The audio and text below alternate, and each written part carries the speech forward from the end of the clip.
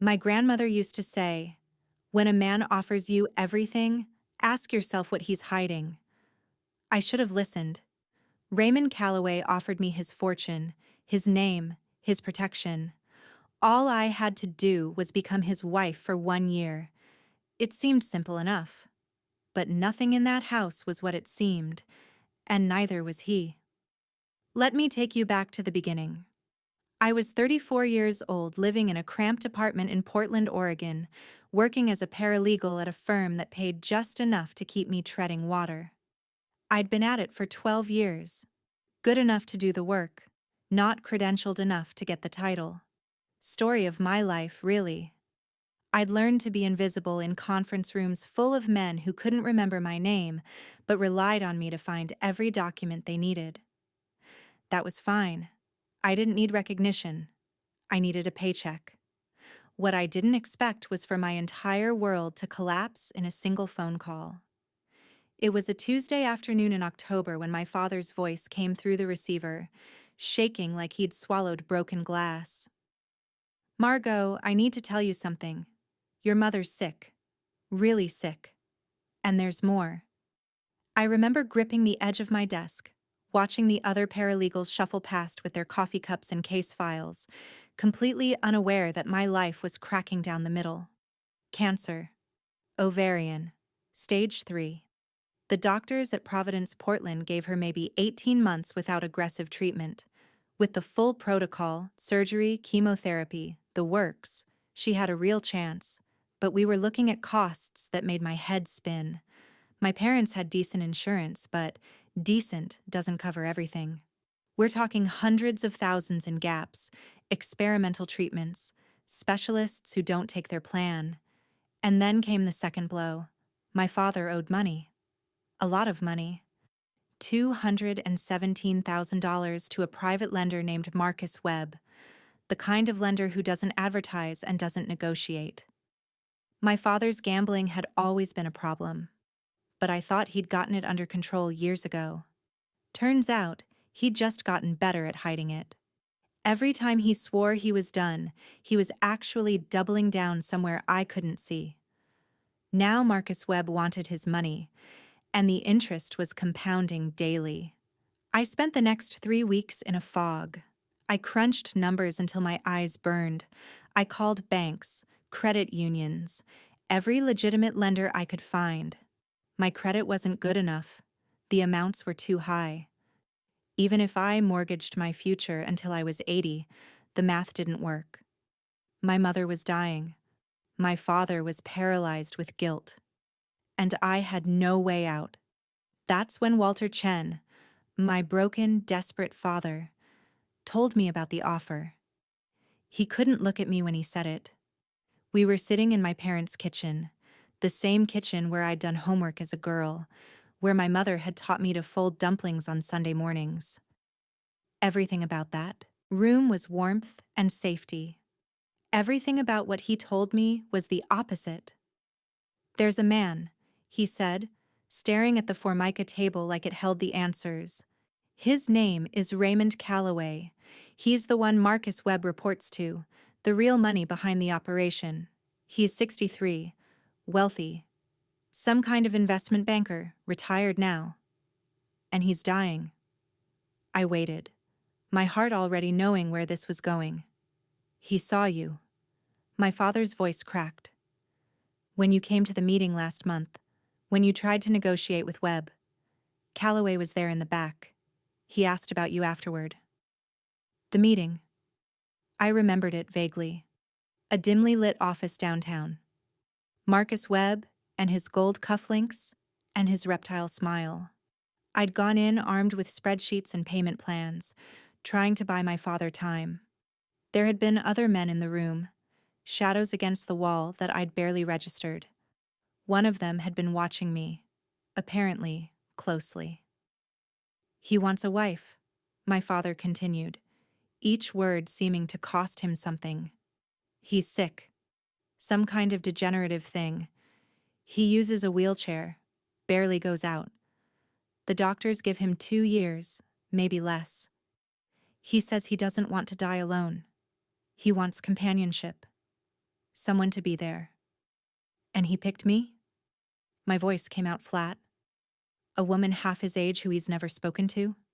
He says, my father wiped his eyes roughly. He says you didn't flinch. When you faced Webb. You were calm, professional. You didn't cry or beg. He respects that. He wants someone with composure. He wants to buy me. He's offering to pay everything. All of it. The debt? Gone. Your mother's treatment? Covered. Everything. In exchange for a marriage. A real, legal marriage, with all the arrangements that come after. My mother's face flashed through my mind. Her thin frame. Her smile that still lit up when I walked into her hospital room. The way she held my hand and told me not to worry, even as the machines beeped and the nurses adjusted her morphine. What happens after 2 years?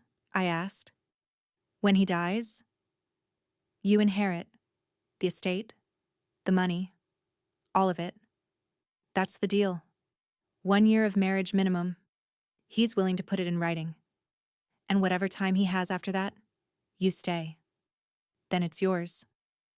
I sat in that kitchen for a very long time after my father stopped talking.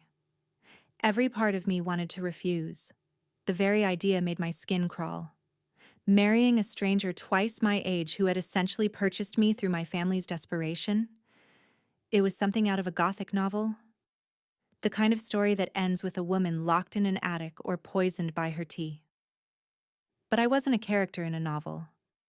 I was a paralegal who'd spent 12 years learning that the world runs on contracts and leverage. I understood transactions. I understood what it meant when you had nothing and someone else had everything. I also understood my mother was going to die without treatment. 3 days later, I agreed to meet Raymond Calloway. The car arrived exactly at noon, a black sedan with tinted windows and a driver who didn't speak. I wore my best interview suit, charcoal gray, the one I saved for depositions. If I was walking into a negotiation, I was going to look like someone who knew her worth. The drive took nearly an hour, winding out of Portland into the hills where the houses got larger and farther apart. Finally, we turned through a massive iron gate and onto a private road lined with Douglas firs. At the end stood the house. Hollow Ridge. It was Victorian architecture gone slightly wild. 3 stories of gray stone and steep gables, ivy climbing the walls, windows that watched the driveway like dark eyes. Beautiful in a severe way. The kind of place that photographs well but feels cold. An assistant met me at the door. Dennis Hartley, middle-aged, graying at the temples, impeccably dressed. His handshake was firm. His smile never reached his eyes. Mrs. Chen, I'm Mr. Calloway's personal assistant. He's expecting you in the study. Mrs. Chen. I hadn't agreed to anything yet, and he was already calling me by a married name. I followed him through a foyer of marble and mahogany, past oil paintings that cost more than my apartment building, up a staircase with a carved banister. The house smelled of furniture polish and something else. Something floral and slightly medicinal. Dennis opened a door and stepped aside. Mr. Calloway, he announced, your guest has arrived. The study was lined with books from floor to ceiling. Near the window, in the slant of gray afternoon light, sat a man in a wheelchair. He wore dark glasses even indoors. His hair was silver, his face thin, his hands resting on the wheels like he'd been waiting a long time. He didn't smile. He simply studied me. Miss Chen, he said. His voice was stronger than I expected, deeper. Thank you for coming. Please, sit down. We have a great deal to discuss. I sat in the chair across from him, back straight, hands folded. I want to be clear about something, I said. I'm not here because I want to be. I'm here because I don't have another choice. If we're going to do this, I need honesty. From both of us. Raymond Calloway was silent for a moment. Then, very slowly, he removed his dark glasses. His eyes weren't clouded or weak. They were sharp, calculating. The eyes of a man who had spent decades reading people across boardroom tables. "Good," he said quietly. "I was hoping you'd say that." And that's when I realized, whatever I thought this arrangement was going to be, I had it completely wrong. Raymond Calloway watched me like a man who had all the time in the world, which was strange, considering he supposedly had so little of it left. "You're wondering why the glasses," he said, setting them on the side table.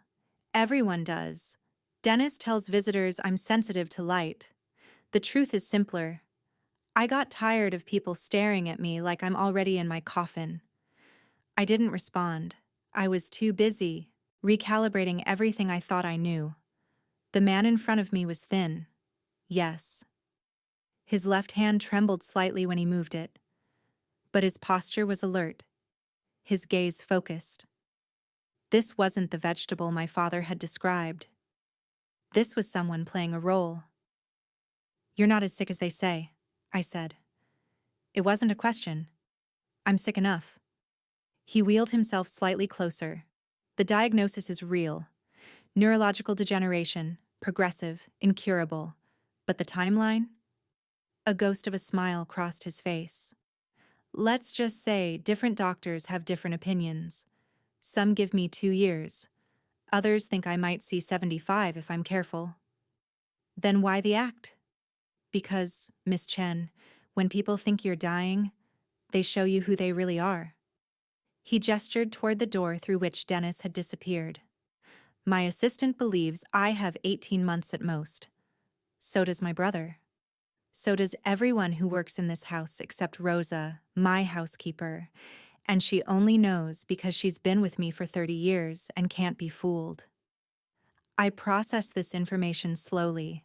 A wealthy, supposedly dying man, pretending to be worse off than he was, watching the people around him reveal their true intentions. "You're testing them," I said. "I'm protecting myself. There's a difference." He wheeled toward a small table where a tea service waited. "Would you like some? It's chamomile. Rosa makes it fresh." I accepted the cup he poured, though I had no intention of drinking anything in this house until I understood more. "Why me?" I asked. "You could hire nurses, companions, people who actually want to be here. Why go through the trouble of a marriage?" Raymond Calloway set down the teapot with careful precision. "Because a wife has legal standing. A wife can make medical decisions. A wife can access accounts, question expenses, attend meetings. A hired companion can be dismissed. A wife cannot be so easily removed." "Removed by whom?" He was quiet for a long moment, staring at the rain that had begun to streak the windows. "I have a brother," he finally said. "Victor, younger by 5 years. We were close once when we were boys. But money changes people, Miss Chen, or perhaps it simply reveals what was always there." I thought of my own father.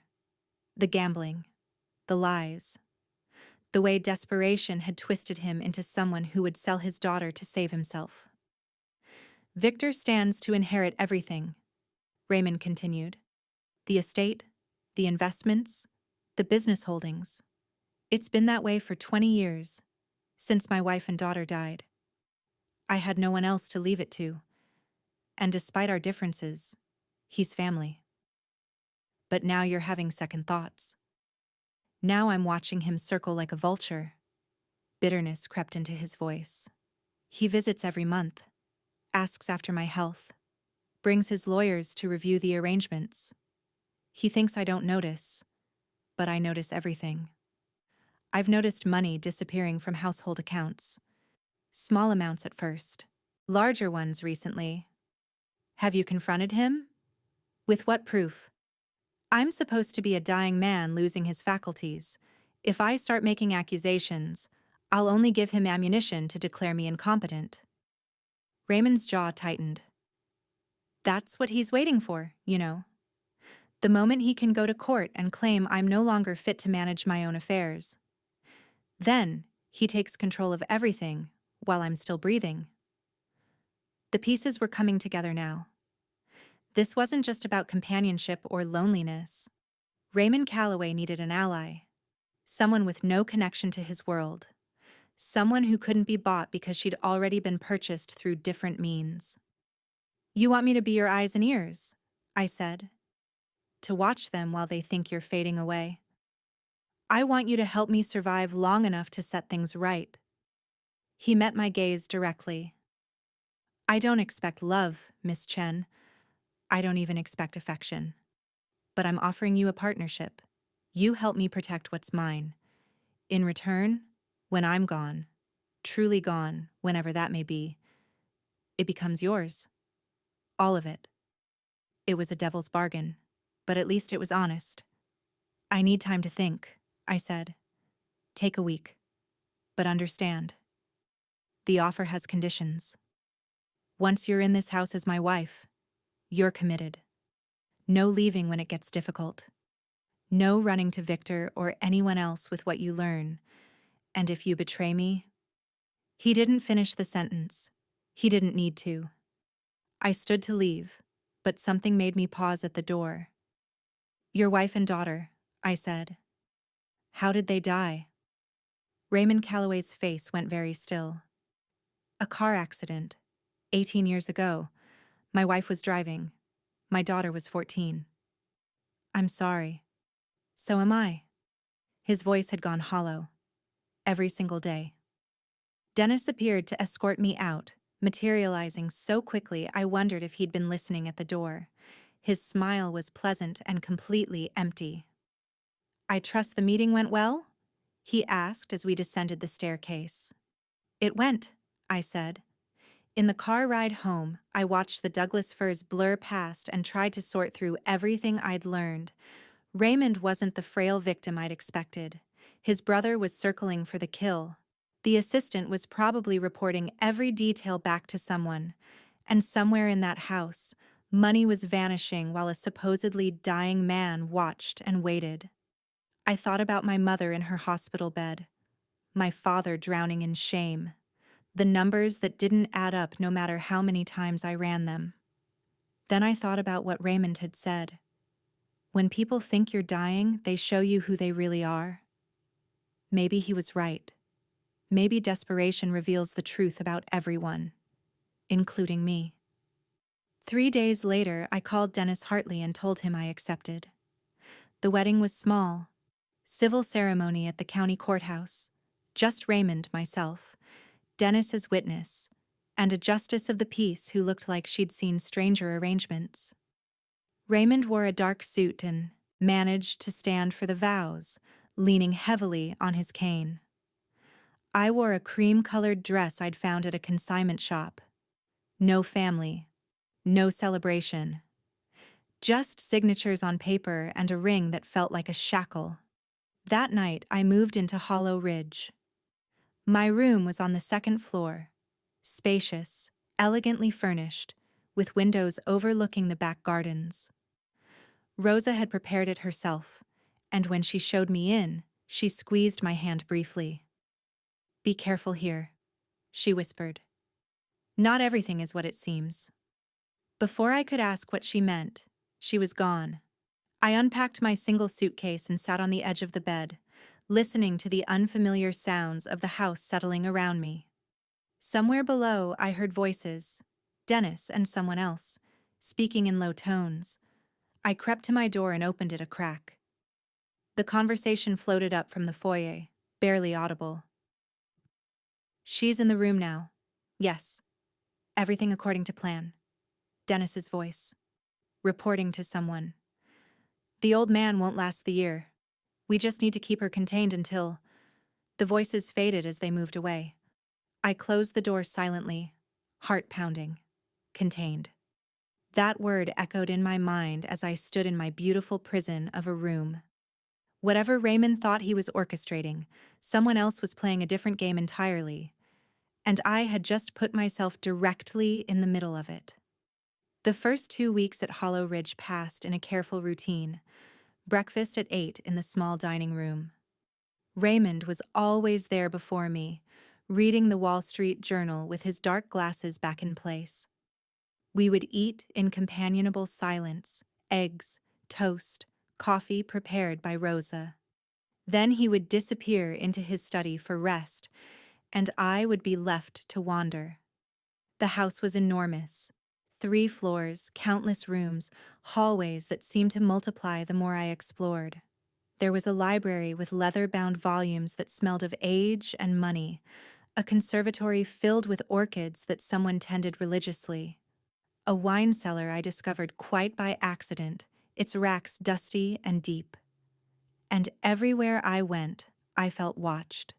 Dennis Hartley had an uncanny ability to appear whenever I turned a corner, always with that same pleasant smile, always with some reasonable explanation. "Just checking if you need anything, Mrs. Calloway. Mr. Calloway asked me to ensure you're comfortable. The East Wing can be confusing. Let me show you back." The East Wing. I'd tried to explore it twice. Both times, Dennis had materialized within minutes and gently steered me elsewhere. "Those rooms haven't been used in years," he explained. "Mostly storage now, nothing of interest." I smiled and nodded and filed away the information. At night, I would lie awake listening to the house breathe. Old houses have their own language, the creak of settling wood, the whisper of wind through gaps, the mysterious groans that could be pipes, or could be something else entirely. Hollow Ridge spoke. Constantly, but I hadn't yet learned to understand it. What I did understand was the phone call I'd overheard. Contained. "The old man won't last the year. Someone wanted Raymond dead, and they wanted me neutralized in the process." I needed proof. But I also needed to be careful. If Dennis suspected I was investigating, he'd find a way to remove me before I learned anything useful. So I played the dutiful wife. I read to Raymond in the afternoons.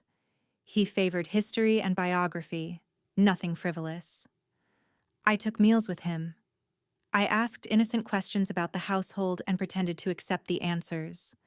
And slowly, I began to notice things. The medications on Raymond's bedside table changed frequently. Different bottles, different doses. When I asked him about it, he waved dismissively. "Dennis manages all that. He coordinates with my doctors." "Do you trust him?" Raymond was quiet for a moment. "I've known Dennis for 15 years. He came with excellent references. He's never given me reason to doubt his competence." That wasn't the same as trust. I noticed he didn't say he trusted Dennis at all. One morning, I found Rosa alone in the kitchen, kneading bread dough with the kind of vigor that suggested she was working out frustrations. "Can I help?" I asked. She looked surprised, then gestured to a lump of dough waiting on the counter. "You know how to knead?" "My mother taught me, before she got sick." Something in Rosa's face softened. She was in her 60s, compact and strong, with silver-streaked hair pulled back in a practical bun. Her eyes held the wariness of someone who had learned to keep her opinions buried deep. We worked in silence for a while, the rhythm of the kneading oddly soothing. "You said to be careful," I finally ventured. "My first night here." "What did you mean?" Rosa's hands stilled briefly, then resumed their motion. "This house has history, Mrs. Calloway. Not all of it good. Raymond's wife and daughter, among other things." She glanced toward the door, checking we were alone. "Mr. Victor visits next week. You should know. He's charming. Everyone thinks so. But charm is just a mask some people wear. You don't like him. I don't trust him." Her voice dropped lower. "And neither should you." Before I could press further, Dennis appeared in the doorway. Rosa immediately returned to her bread, her face smoothing into pleasant neutrality. "Mrs. Calloway, Mr. Calloway is asking for you in the study." I washed my hands and followed him, but I caught the quick look Rosa shot me before I left. A warning compressed into a single glance. Raymond was having a bad day. I could see it immediately. His hands shook more than usual, and his speech was slightly slurred. He sat slumped in his wheelchair, the sharp alertness I'd seen at our first meeting completely absent. "My dear," he said, and even his voice sounded different. Weaker. "Come sit. I'm afraid I'm not much company today." I sat across from him, studying his face. The change was dramatic. Too dramatic for a gradual disease. "Did you take your medication this morning?" I asked. "Dennis brought it. Same as always." Same as always. But Dennis was coordinating with someone who wanted Raymond dead. What if same as always was actually increasing doses? Sedatives that kept Raymond foggy and confused, accelerating his decline. I needed to see those medications. I needed to know exactly what he was being given and compare it to what his doctors actually prescribed. That night, after the house had gone quiet, I crept downstairs to Raymond's quarters. His door was closed, soft snoring audible from within. The medication bottles sat on his bedside table, visible through the crack of light under his door. I couldn't get to them without waking him, but I could try the study. Raymond kept copies of everything. I'd learned that much. Financial records, medical reports, correspondence, all filed meticulously in his study cabinets. The study door was locked. Of course it was. I stood in the dark hallway, mind racing. Dennis had a key. Rosa might have one. The housekeeper's quarters were in the basement, but at this hour, she'd be asleep. Then I remembered something from my paralegal days. Old houses, old locks. Sometimes the simplest solutions work. I found a hairpin in my room and returned to the study. It took 20 minutes of fumbling, my heart hammering every time the house creaked. But finally, I felt the lock give way. The study was dark except for moonlight through the windows. I didn't dare turn on a lamp. Instead, I used the flashlight on my phone, keeping it dim and close to the floor. The filing cabinets lined one wall. I started with the one labeled medical and began photographing everything I found.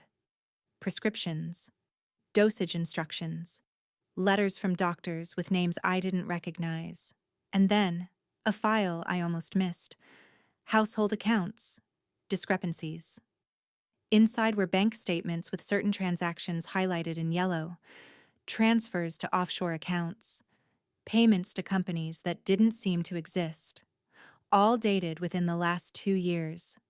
Someone was stealing from Raymond, systematically, professionally. The amounts were staggering, nearly $2 million siphoned away in small increments.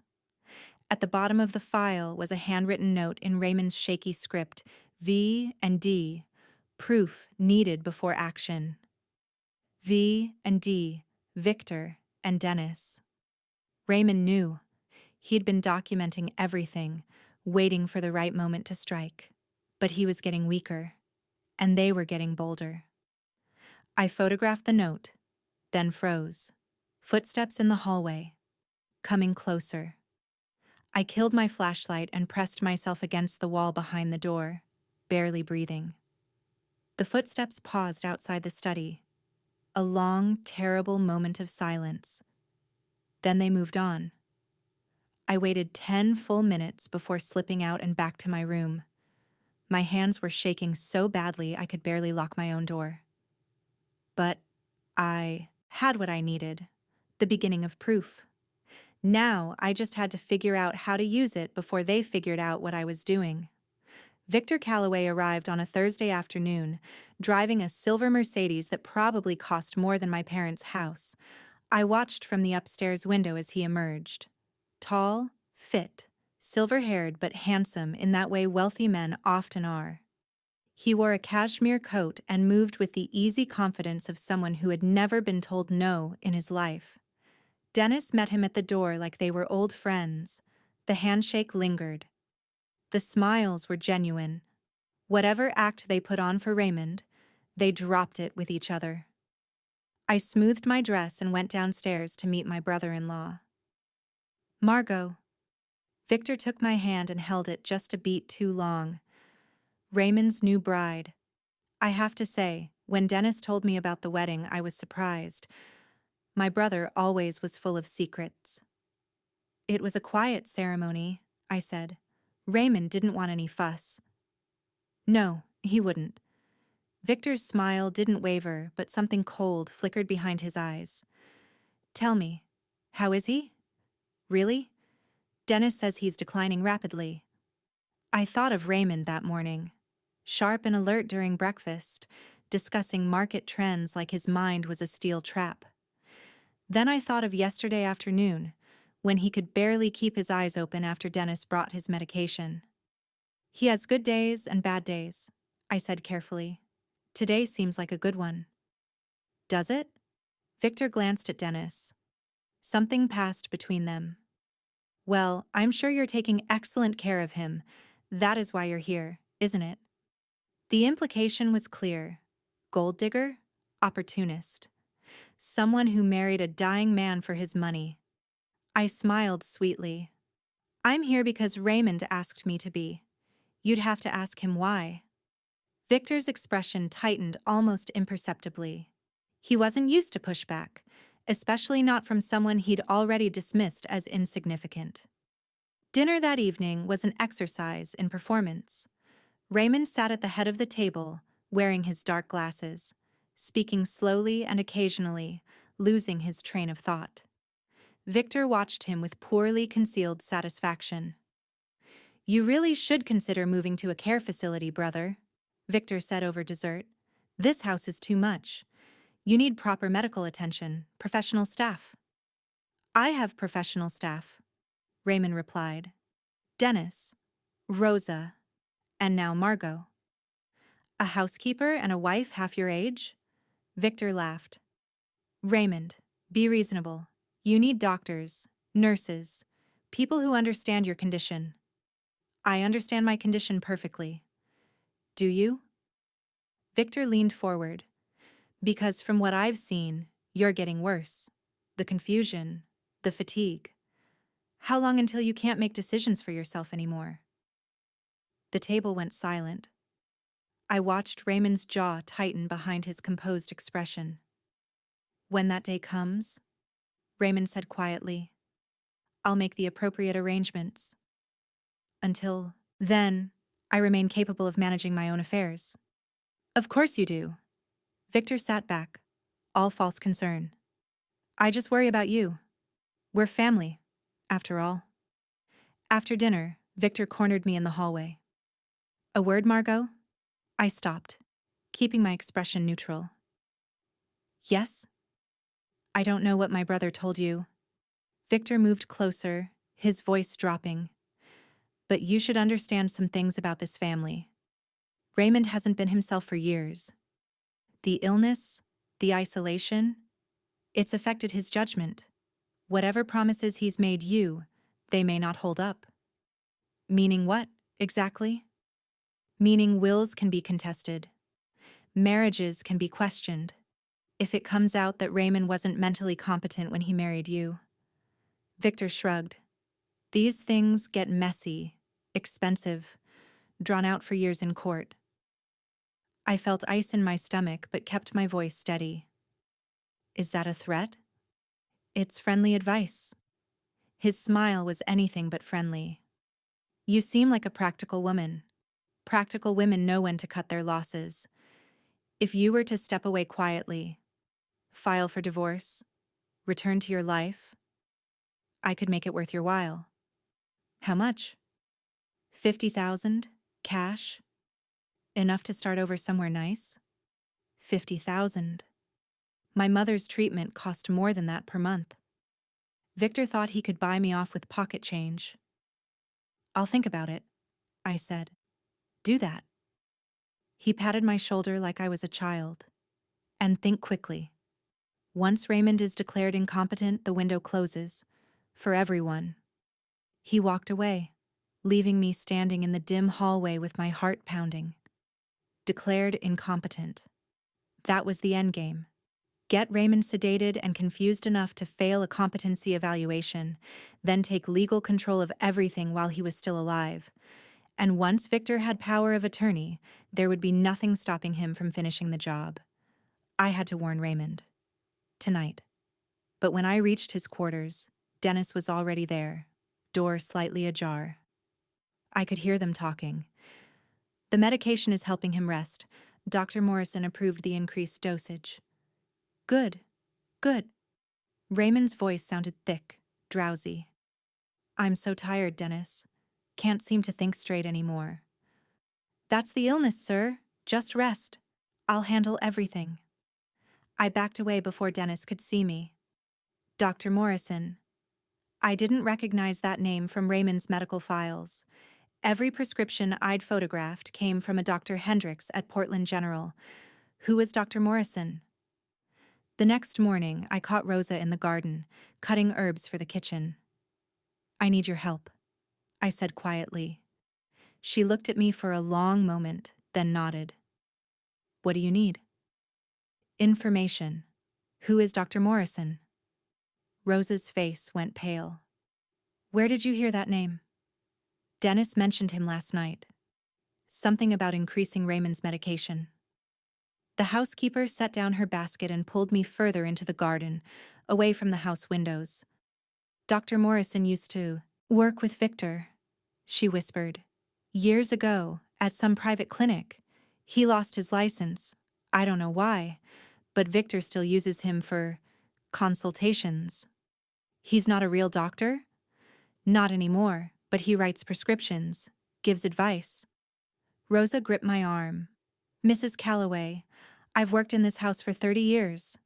I watched Raymond build everything from nothing. I will not watch them take it from him.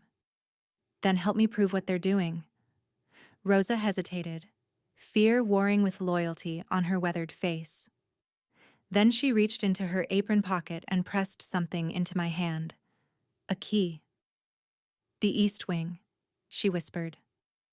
Second door on the right. That's where Dennis keeps his files. He thinks no one knows. Before I could thank her, she gathered her basket and hurried back toward the kitchen, leaving me standing among the herbs with my heart racing. That night, I waited until 2 a.m. The house was silent. Dennis's room was on the 3rd floor. I'd hear him if he came down. I crept to the east wing, the key clutched in my sweating palm. The door opened soundlessly. Inside was a small office. Desk, filing cabinet, computer. I photographed everything I could find. Bank transfers, emails printed and filed, correspondence with someone named Morrison. And then, in the bottom drawer, I found it. A legal document. Petition for conservatorship. Raymond Calloway to be declared mentally incompetent. Victor Calloway to assume full control of all assets and medical decisions. The court date was in 2 weeks. 2 weeks. They were moving faster than I'd realized. I was still photographing the petition when I heard the floorboard creak behind me. I wondered when you'd find your way here, Dennis said. I didn't turn around. My mind was racing through options. None of them good. Put the phone down, Margot. Dennis's voice was calm, almost bored. And step away from the desk. I set the phone on the desk but didn't move away. You're drugging him, keeping him sedated so he fails the competency evaluation. That's a serious accusation. Dennis moved into the room, closing the door behind him. Do you have any proof? Or just the paranoid theories of a woman who married above her station? I have the bank transfers, the correspondence with Morrison, the conservatorship petition. I kept my voice steady. I have enough. Dennis studied me the way a cat studies a mouse. Not worried, curious. You know, Victor underestimated you. He thought 50,000 would make you disappear. I told him you were smarter than that. He leaned against the door frame. The question is, are you smart enough to know when you've lost? I haven't lost anything. Haven't you? Dennis smiled. Your phone is right there. But even if you've sent copies somewhere, Who's going to believe you? A woman who married a dying millionaire after her father's gambling debts conveniently brought her to his attention? A woman with no legal credentials, no family connections, nothing but a community college education and a paralegal certificate? He was trying to rattle me. It was working, but I refused to show it. Raymond will back me up. Raymond. Dennis laughed softly. Raymond can barely remember what day it is. By next week, he won't remember your name. And by the time Victor's conservatorship goes through, Raymond will sign whatever we put in front of him, including a document declaring your marriage fraudulent. The blood drained from my face. Fraudulent. They could claim Raymond wasn't competent when he married me. Void the whole thing. Leave me with nothing. Why tell me this? I asked. Why not just have me removed? Because I'm giving you a choice. Dennis straightened. Walk away now, tonight. Take what you can carry and disappear. Victor's offer of $50,000 still stands. It's more than you came here with. And if I don't? His expression hardened. Then you become a problem, and problems get solved. We stared at each other across the dim office. I could feel my pulse in my throat. I want to speak to Raymond, I said, now. Alone. That's not going to happen. Then we have nothing to talk about. I grabbed my phone and pushed past him toward the door. He caught my arm, hard enough to leave bruises. Think very carefully about what you're doing, he hissed. You're in over your head. Let go of me. For a terrible moment, I thought he wouldn't. Then his fingers released, and I was out the door, half running down the hallway toward Raymond's quarters. Dennis didn't follow. That scared me more than if he had. I knocked on Raymond's door, then knocked again. No answer. I tried the handle. Locked. Raymond. I kept my voice low but urgent. Raymond, wake up, please. Finally, movement. The lock clicked. The door opened a crack, and Raymond's face appeared, drawn, exhausted but alert. More alert than he'd been in days. Margot, what's wrong? Can I come in? We need to talk. Now. He studied my face, then opened the door wider. His wheelchair was by the bed, but he was standing, leaning on his cane, unsteady but upright. You're walking. I can manage short distances when I haven't been dosed into oblivion. Bitterness crept into his voice. I suspected Dennis was adjusting my medication. I've been hiding pills under my tongue for the past 3 days. Relief flooded through me. He knew. He'd been fighting back in his own way. They're filing for conservatorship, I said, showing him the photos on my phone. 2 weeks from now, Victor plans to have you declared incompetent. Raymond took the phone, scrolling through the images. His expression went from grim to thunderous. Morrison, that quack. He handed the phone back. I should have dealt with this years ago. I kept hoping I was wrong about Victor. That blood would mean something. It doesn't. Not to him.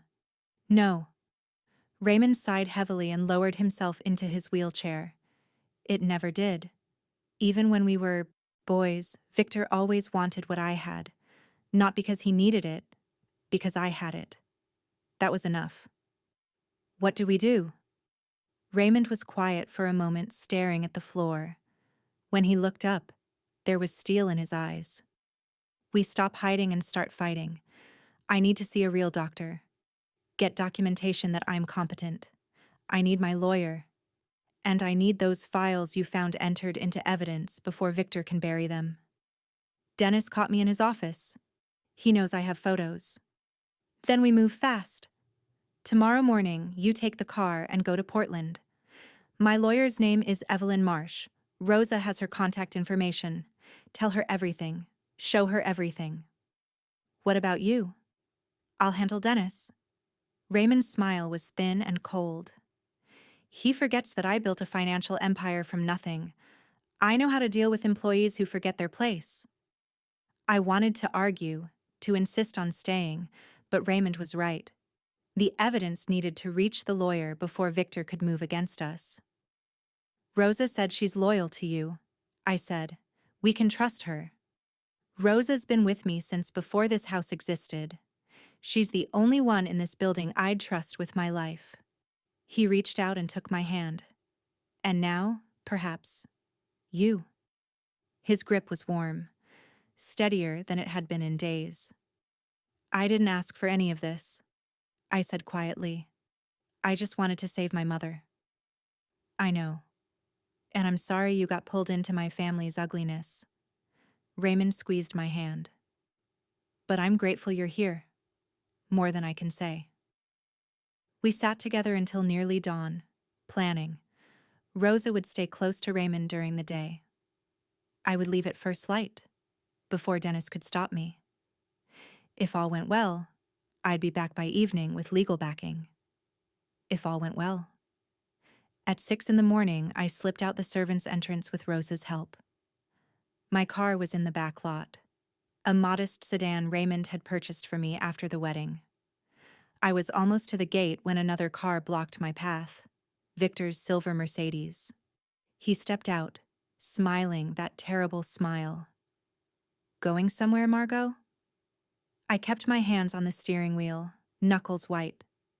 Victor approached my window slowly, savoring the moment. Behind him, the iron gates of Hollow Ridge stood closed. He must have been watching the house all night, waiting to see what I would do. It's 6 in the morning, he said pleasantly.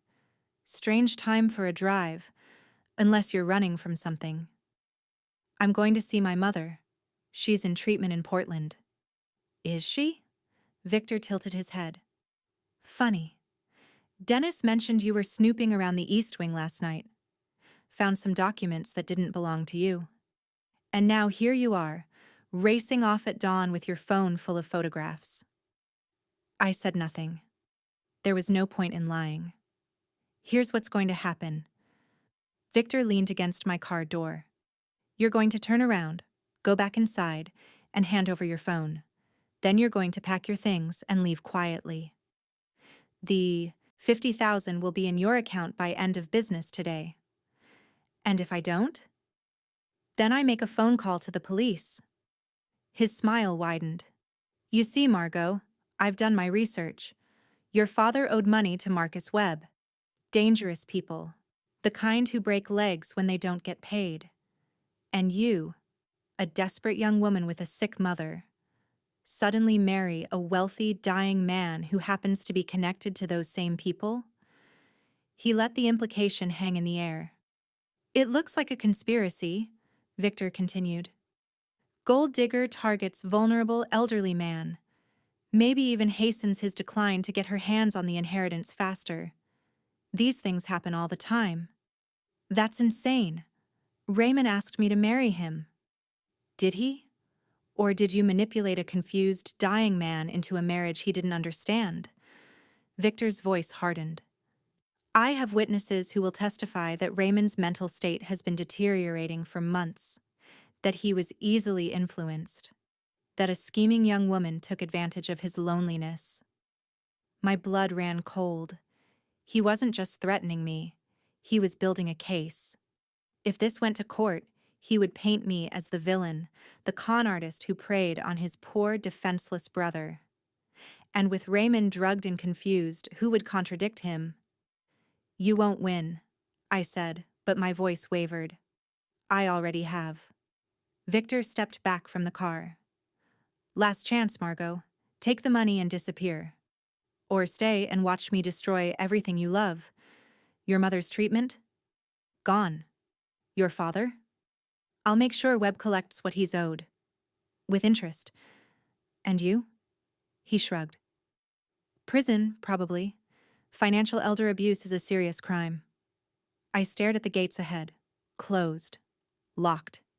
Even if I floored the accelerator, I wouldn't make it through. Then I heard it.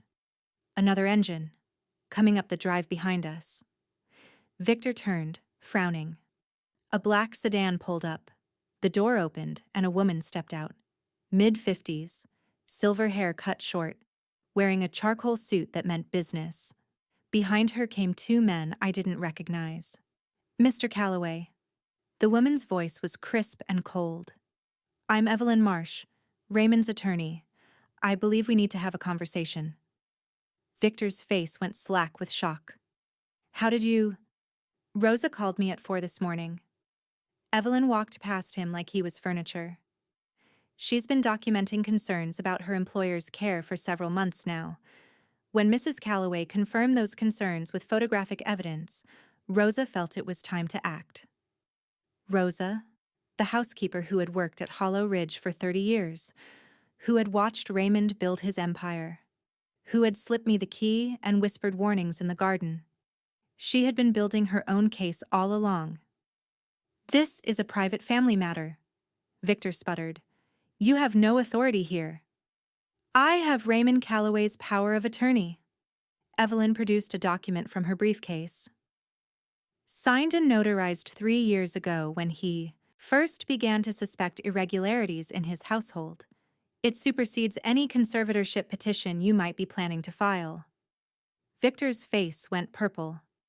That document is fraudulent. Raymond wasn't competent. Raymond Calloway passed a full cognitive evaluation 2 days ago. Evelyn smiled thinly. Administered by Dr. Hendricks at Portland General. His actual physician, not the disgraced hack you've been using to drug him into compliance. 2 days ago, when Raymond had started hiding his pills, he must have arranged the evaluation in secret, knowing this moment was coming. The gentlemen with me are from the district attorney's office, Evelyn continued. They have some questions for you and Mr. Hartley regarding financial irregularities, unlicensed medical practice, and conspiracy to commit elder abuse. One of the men stepped forward. Victor Calloway, we'd like you to come with us voluntarily.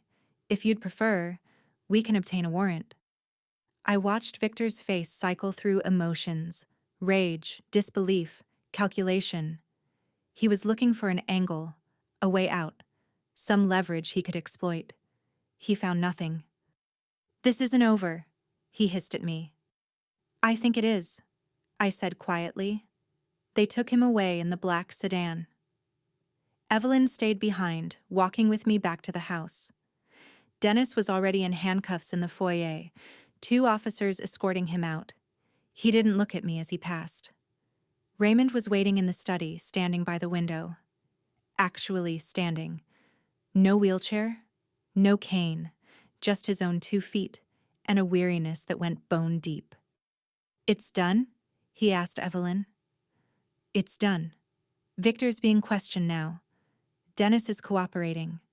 Apparently his loyalty had limits once prison became a real possibility. She set her briefcase on the desk. The conservatorship petition is void.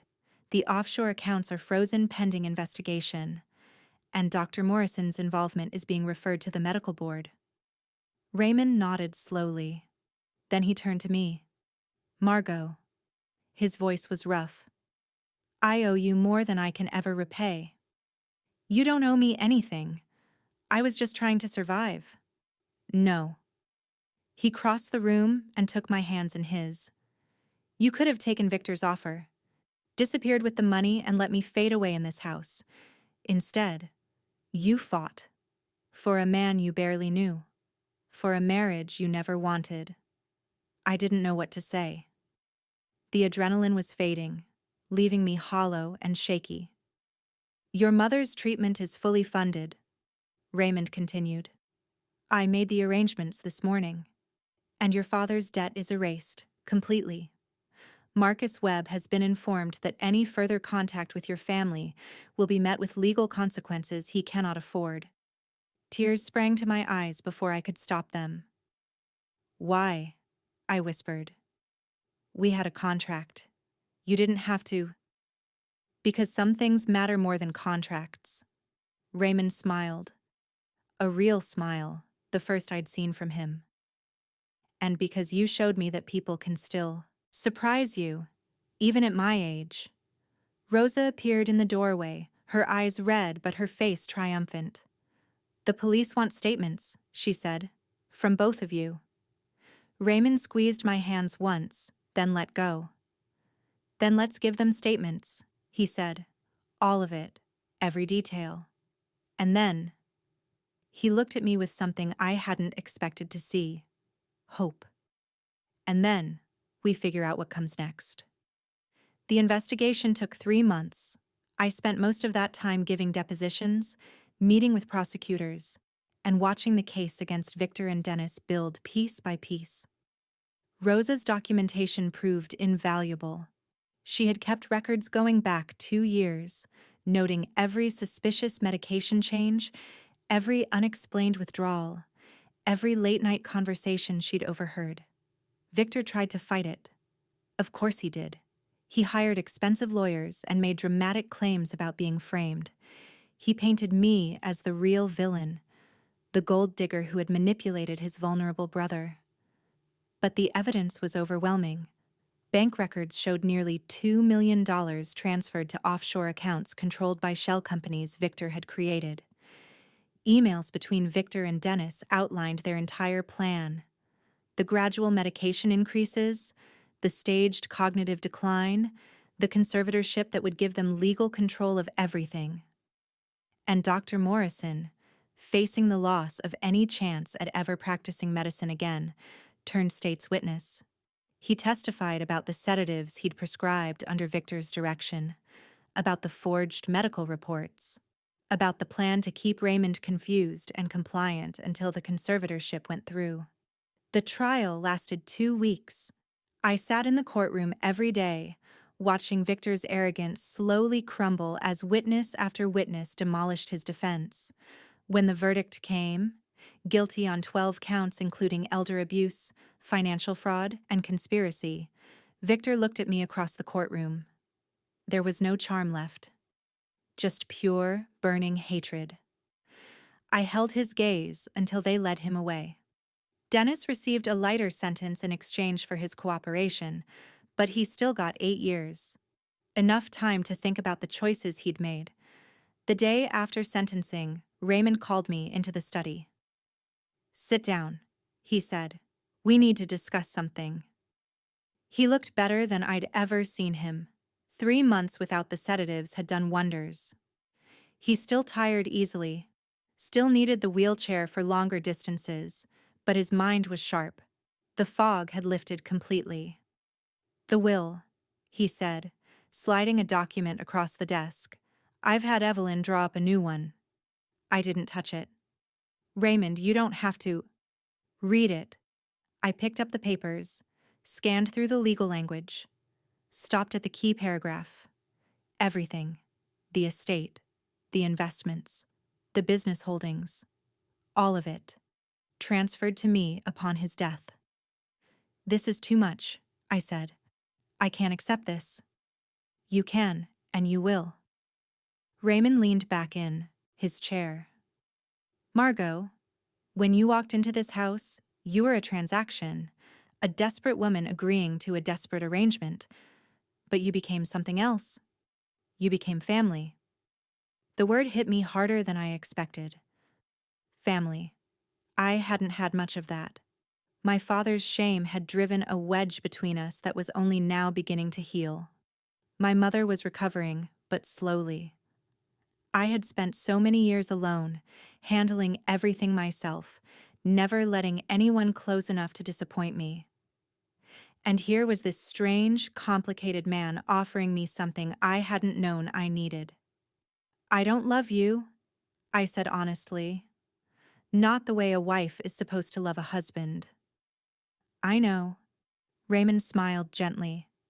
"And I don't expect you to. What I feel for you is something different. Gratitude, respect, affection." He paused. "You remind me of my daughter. Not in appearance. You look nothing alike. But in spirit. The way you face things head on. The way you refuse to be broken." I thought of Zoe. The girl who had never come home. The room I slept in. Furnished for a daughter who died thinking her father didn't love her. "She would have forgiven you," I said quietly. "If she'd had more time. Children always do. Eventually. Raymond's eyes glistened. Perhaps. Or perhaps I would have found new ways to disappoint her. I'll never know. He cleared his throat. But I can make sure I don't waste the time I have left. With you. With whatever family we've built here. Family. Rosa, who had risked everything to protect her employer. Evelyn, the lawyer who had become something like a friend. My mother, getting stronger every day. Even my father, slowly finding his way back to the man he used to be. Not the family I expected, but family nonetheless. There's something else, Raymond said. I've established a trust in your mother's name. Her medical expenses will be covered for life, regardless of what happens to me. And I've set up a scholarship fund at the legal aid clinic downtown. For people who can't afford attorneys.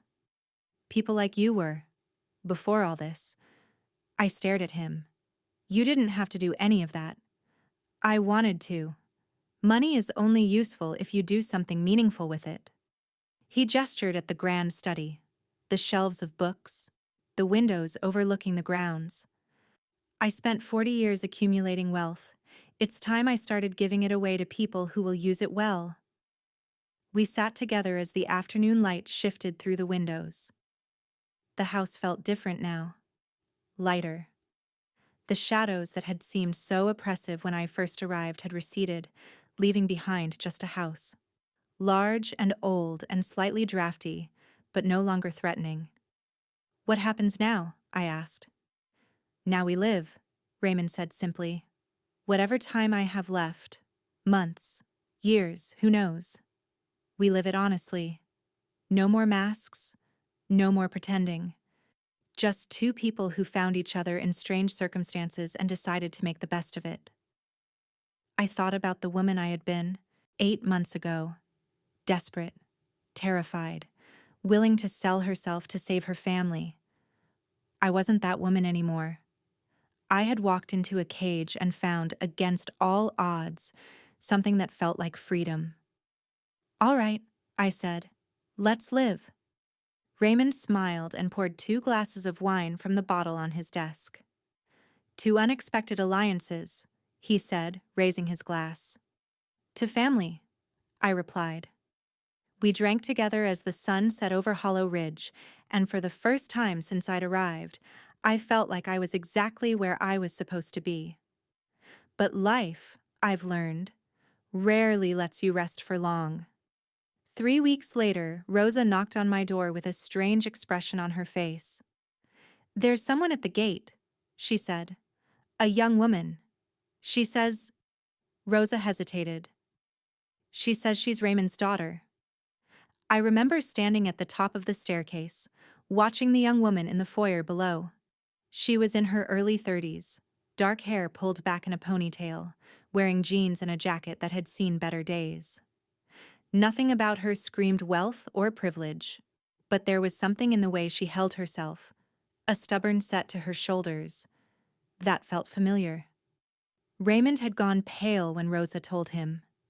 He gripped the arms of his wheelchair so tightly I thought the wood might crack. It's not possible, he kept saying. Zoe died. I saw the death certificate, I went to the funeral. But he went downstairs anyway. And when he saw her face, he made a sound I'll never forget. Something between a sob and a gasp. Like a man who had been holding his breath for 18 years and finally let it go. Her name was Zoe. His Zoe. Alive. The story came out in pieces over the following days. Celeste, Raymond's first wife, had staged the accident. She had been planning to leave Victor's friend and disappear with the insurance money. The drunk driver, the crash, the bodies, all of it had been arranged. Zoe, just 16 years old, had been told her father wanted nothing to do with her, that he had paid Celeste to take her away and never come back. For 18 years, Zoe had believed her father had abandoned her. She'd grown up in Canada under a different name, working odd jobs, never knowing the truth. Until she saw Victor's arrest on the news. The coverage mentioned Raymond Calloway by name, mentioned his age, his estate, his medical condition. Zoe had seen her father's face in those news reports. Older, frailer, but unmistakably him. And she had come to find answers. I won't pretend those first months were easy. There was anger. So much anger. Zoe had spent half her life believing a lie, grieving a relationship that had been stolen from her through manipulation and cruelty. Raymond had spent those same years drowning in guilt for a death that never happened. But they worked through it, slowly, painfully, with the help of therapists and long conversations that sometimes ended in shouting and sometimes ended in tears. I stayed out of the way as much as I could. This was their journey, not mine. But Zoe and I eventually found our own footing. She was wary of me at first, understandably. Another young woman who had married her father for complicated reasons. But over time, she came to see that I wasn't a threat. I was just someone else who had stumbled into this strange family and decided to stay. Raymond lived for another 12 years after that. 12 years. Not the 2 he'd been promised. Not the 18 months Dennis and Victor had been counting on. 12 good years, filled with the family he thought he'd lost forever. He walked Zoe down the aisle when she married a carpenter from Seattle. He held his grandchildren, 2 little girls who called him Papa and climbed all over his wheelchair like it was a jungle gym. He watched me go back to school, finish my degree, become the lawyer I'd never thought I could be. And when he finally passed, peacefully in his sleep at 81 years old, he went knowing that everything he'd built would go to people who loved him, not because of contracts or obligations, because of choice. The estate went to Zoe. That was right. She was his daughter, his blood. But Raymond had made sure I was taken care of too. A trust fund. The house by the lake that he'd shown me on that rainy afternoon so many years ago. Enough to live comfortably for the rest of my life. More than enough. My mother lived to see me graduate law school. She passed 5 years ago, surrounded by family, free of pain. My father and I rebuilt our relationship piece by piece. He never gambled again. Some lessons, I suppose, only get learned the hard way. I'm 62 years old now. I live in a small house in Tucson, Arizona. Nothing like the grandeur of Hollow Ridge, but it's mine. I spend my mornings volunteering at a legal aid clinic, helping people who can't afford attorneys.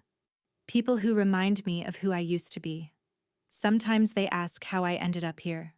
How a paralegal from Portland became a lawyer in Arizona with enough money to work for free. I tell them it's a long story, and it is.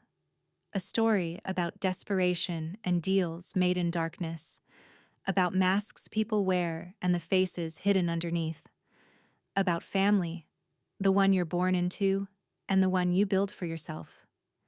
But mostly, it's a story about patience, about watching, about understanding that the people who underestimate you are usually the architects of their own downfall. Victor Calloway served 15 years in federal prison. He died 3 years after his release, alone, in a studio apartment that cost less per month than the watch he used to wear.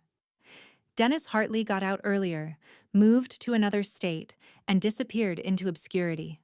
I never bothered to find out what happened to him. And Raymond? Raymond taught me that it's never too late to change the story you think you're living. That the cage someone builds for you can become the fortress that protects you, if you're smart enough to see the bars for what they really are. I keep a photograph of him on my desk, not the frail man in the wheelchair that everyone else saw. The real Raymond, standing by the lake on a rare sunny day, smiling at something Zoe said, looking like a man who had finally found his way home. They mistook my silence for weakness. It was observation. Sometimes the best revenge is becoming the outcome they feared. I don't know if there's a moral to my story. Life isn't that neat. But if I had to offer one piece of wisdom to anyone listening, it would be this. Pay attention. Watch what people do, not what they say. And never, ever let anyone convince you that you're less than you are.